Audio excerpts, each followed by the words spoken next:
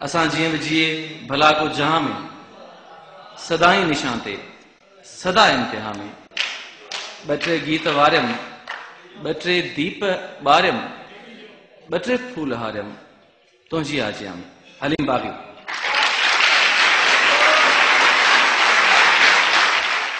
सिंध यूनिवर्सिटीअ मां जंहिंजो गुज़र थियो वञे जाम शोरे जो सोजन पथर थियो वञे।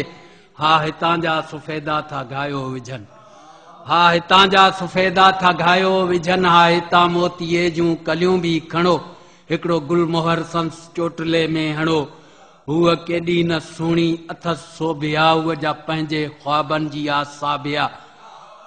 हूअ केॾी न सुहिणी अथसि सोभिया, उहा जा पंहिंजे ख्वाबनि जी आसाबिया। हू असांखे ॾिसण ॾियो शर्म ॿूटड़ी जेका हथ छा नज़र सां ठरियो थी वञे। हू असांखे ॾिसण ॾियो शर्म ॿूटड़ी जेका हथ छा नज़र सां ठरियो थी वञे। छा चऊं दिलि सां हूअ कुझु करियो थी वञे।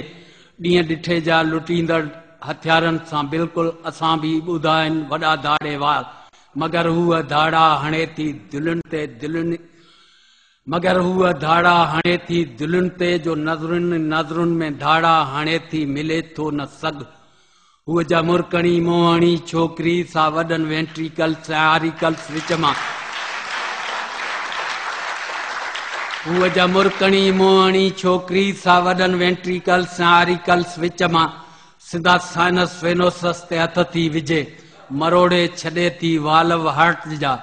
हूअ जा हर रोज़ हिकिड़े नए ढंग सां, हूअ जा हर रोज़ हिकिड़े नए ढंग सां दिलि जा दर ॿिए कुड़ियल थी उकेड़ियो छॾे, ॾाढनि ॾाढनि जा छक्का छॾायो विझे। हुनखे भेटियूं त कंहिंसां भला भेटियूं जेथा भेटियूं, हुनखे भेटियूं त कंहिंसां भला भेटियूं जेथा भेटियूं ख़ुदा सां कुफुर थियो वञे। सिंध यूनिवर्सिटीअ मां जंहिंजो गुज़र थियो वञे जाम शोरे जो सोजन पथर थियो वञे। सरमदे गीती मंसूर जो हम निशां हुन जे नाले खां ॾकंदड़ मना ताईं ओज़ा। सरमदे गीती मंसूर जो हम निशां हुन जे नाले खां ॾकंदड़ मना ताईं ओज़ा। सरमदे गीती मंसूर जो हम निशां हुन जे नाले खां ॾकंदड़ मना ताईं ओज़ा। हुन सां लश्कर खज़ाने सां राकश रड़िया, हुन चयो मूं लाइ काफ़ी आहे मुंहिंजो ख़ुदा। हुन ज़माने जी खोटी रिवायत भॻी, हुन चयो माण्हू माण्हू अॼु यज़दान।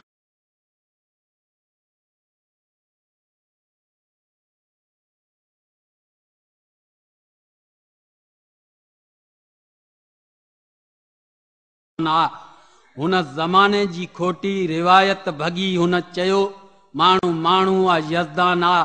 सिर ख़ुदा जे अॻियां जो झुके सो झुके, ॿियो परस्तश जे लाइक़ को इंसान आ। हुन जे ॾींहंनि में सफ़ेद पगड़ियूं ॿधल अहले तस्बीह हुआ, अहले तक़वा हुआ। हुन जे ॾींहंनि में सफ़ेद पगड़ियूं ॿधल अहले तस्बीह हुआ, अहले तक़वा हुआ। बुत परस्तीअ सां अटकण जी जुर्रत न हुई, अहले मनसब हुआ, रण जा जोधा हुआ। हिकिड़ो मर्दे कलंदर सफ़ा ना तव्हां जंहिंजी दस्तार फाटल ऐं लीरूं हुई।